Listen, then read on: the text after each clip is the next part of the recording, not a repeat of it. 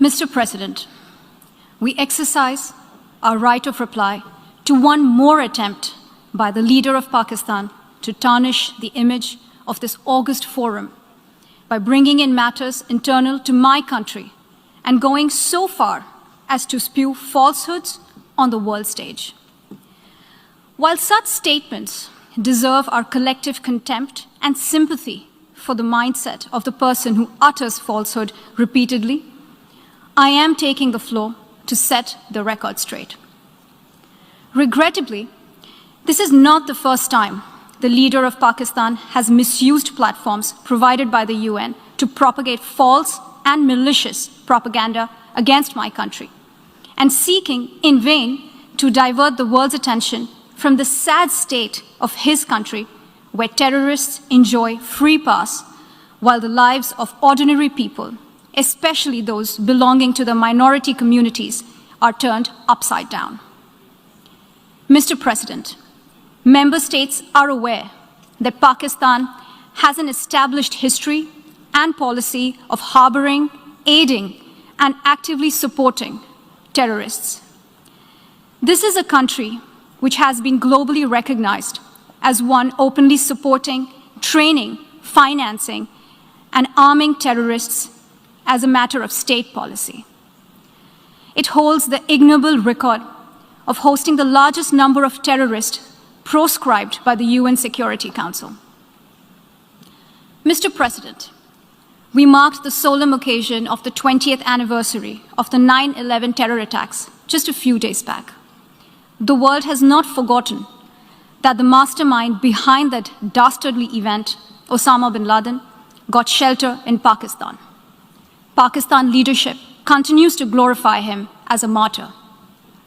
Regrettably, even today, we heard the leader of Pakistan trying to justify acts of terror.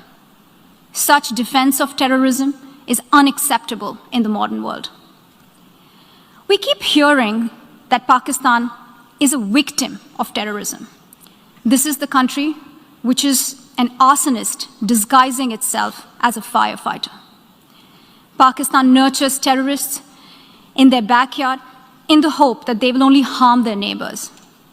Our region, in fact, the entire world, has suffered because of their policies. On the other hand, they are trying to cover up sectarian violence in their country as acts of terror. Mr. President, this is also the country that still holds the despicable record in our region of having executed a religious and cultural genocide against the people of what is now Bangladesh.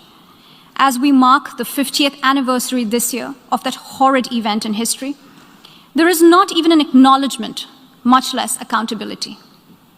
Today, the minorities of Pakistan, the Sikhs, the Hindus, the Christians, live in constant fear and state-sponsored suppression of their rights.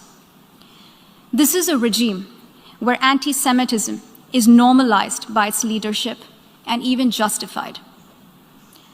Dissenting voices are muzzled daily, and enforced disappearances and extrajudicial killings are well documented.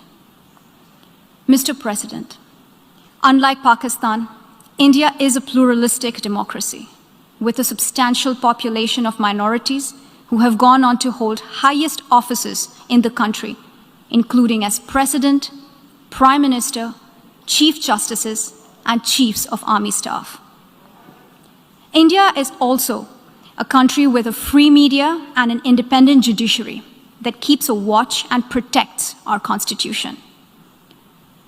Pluralism is a concept which is very difficult to understand for Pakistan, which constitutionally prohibits its minorities from aspiring for high offices of the state. The least they could do is introspect before exposing themselves to ridicule on the world stage.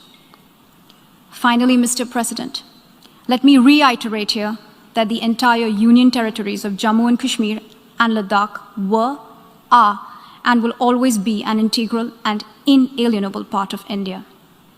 This includes the areas that are under the illegal occupation of Pakistan. We call upon Pakistan to immediately vacate all areas under its illegal occupation. Mr. President, Allow me to be categorical about India's position. We desire normal relations with all our neighbors, including Pakistan.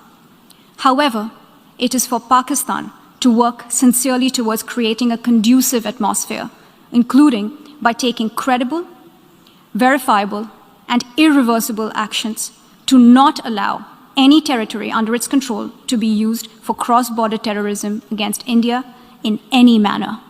I thank you, Mr. President.